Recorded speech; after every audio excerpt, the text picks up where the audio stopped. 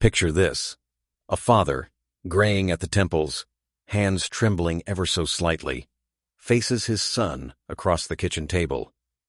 The air is thick with unspoken words, resentment, disappointment, pride. The technical term here is generational dissonance. Think of it like two radio frequencies clashing, neither quite coming through clearly.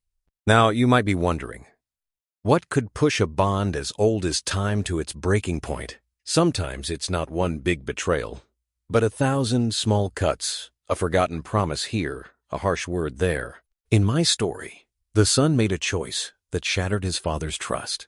He took the family's savings, call it financial infidelity, a breach of fiduciary duty, if you want the technical jargon, and used it for his own gain, leaving his father blindsided. And here's where the conflict peaks the father's face. Usually a mask of stoic calm crumples. His eyes glisten, jaw clenched. Maybe you've seen that look, a dam about to break. Let me ask, what would you do if your own child wounded you so deeply? Would you rage? Would you forgive? Or would you, like this father, simply walk away into the night? Let's step inside that old Honda sedan. Engine humming, headlights slicing through the darkness. The father's hands grip the steering wheel, white-knuckled, knuckles aching. This is acute emotional distress, psychologists might say. But really, it's just heartbreak, raw and undiluted. Now, you might be thinking, men don't cry, right? That's what society tells us. But on this drive home, the tears are unstoppable. Each drop is a memory, a game of catch, a graduation day, a promise made long ago. He's not just driving home. He's driving through years of sacrifice. Every mile is a question. Was it worth it? Did my love mean anything? In psychology, we call this cognitive dissonance, the mental discomfort when reality clashes with beliefs. The father believed love was enough. Now, he's not so sure. If you've ever had to swallow a betrayal, you know that pain. It's the soundtrack of the drive, the sobs, the sniffles, the whispered regrets. Back at home, the son sits alone, the silence suddenly deafening. It's called post-event rumination, when your mind replays a mistake on endless loop. And oh, does the guilt sting. Now, some of you might say, why doesn't he just apologize? That's the thing, sometimes pride is a fortress, and regret is the only visitor allowed inside. He remembers his father's words, simple, steady, sometimes stern. He recalls the trust, now broken, scattered like glass on the floor. What's worse than making a mistake? Knowing you can't fix it. That's the son's conflict. He's seen the consequence, but can't turn back the clock. If you're listening, and you've ever hurt someone you love, you know this ache. The realization that sometimes, I'm sorry, just isn't enough. The next morning, the father's side of the bed is cold. The son drifts through the house, haunted by the echo of footsteps that will never return. The technical term here is ambiguous loss when the person is gone, but the relationship's wounds remain. Maybe you're thinking, couldn't they have made amends? Hindsight is cruel like that. The son rehearses apologies in his mind, words that will never reach his father's ears. There's a photograph on the mantel, the two of them, arms around each other, smiles wide. It's a snapshot of better days, a relic from before betrayal. This is where sorrow turns to longing. The son aches for one more conversation, one more chance to say, I was wrong. Let me tell you, grief is a silent teacher. It teaches us what matters, but often only after it's too late to change anything. So what's left after the tears dry and the house grows quiet? Legacy.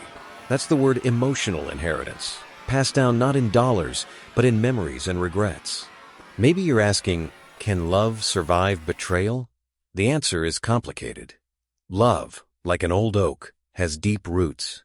It weathers, storms, endures wounds. But sometimes, the branches never grow back. The son finds himself repeating his father's habits, the way he folds laundry, the way he hums old songs while making coffee. These are behavioral echoes, patterns we carry even when we wish we could forget. Is it possible to atone after someone's gone? Maybe not. But the son learns to forgive himself, quietly, painfully. If you've ever carried a regret, know this. Legacy isn't just what we leave behind, it's what we choose to do with the lessons we're left with. Let's dig deeper. Why do betrayals cut so deep when they come from people we love? Psychologists call this attachment injury, like a fracture in the bedrock of trust. You might be wondering, was the son evil or just desperate? Human behavior's never black and white. Sometimes survival instincts, what biologists call self-preservation bias, overpower empathy. Imagine a life raft in a storm. Sometimes you push someone off, hoping to save yourself. Only later do you realize the storm was survivable together. The father's pain wasn't just about lost money, it was the sense that his own flesh and blood turned away. That's a wound time alone can't heal. If you're wrestling with betrayal, remember, it's not always about malice. Sometimes it's about fear, confusion, and the desperate hope for a second chance. What if, in another timeline, the son had recognized the damage sooner? Emotional intelligence EQ, as psychologists call it, is like a compass in the fog of conflict. Now, you may ask, how do you develop that compass? Practice vulnerability and the willingness to listen even when it hurts. Imagine if the son had reached out, "Dad, I made a mistake." That confession could have been the first stone on the bridge back to trust.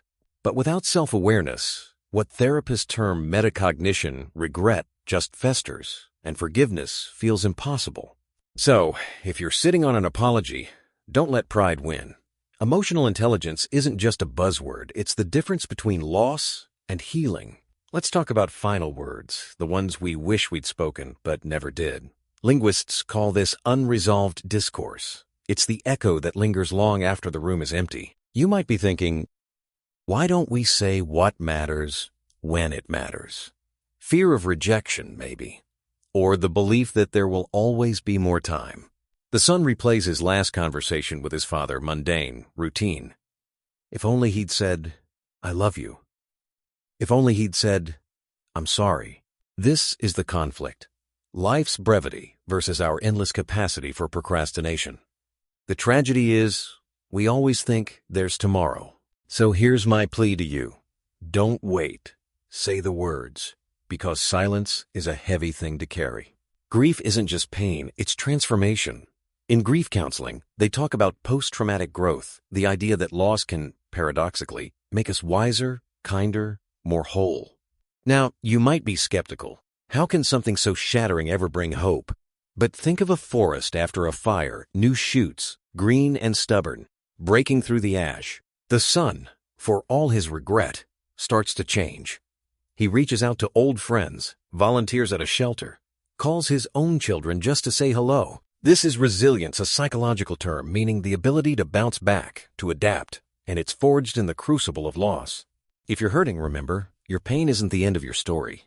Sometimes it's the beginning of a new chapter. As we close, I want you to sit with this.